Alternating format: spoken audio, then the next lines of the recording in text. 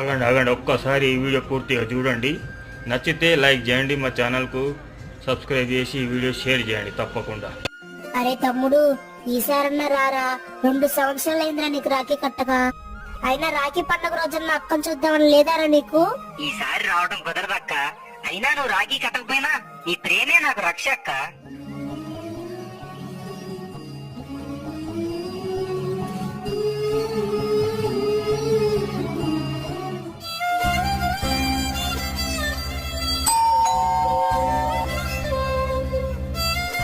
అక్క తమ్ముడు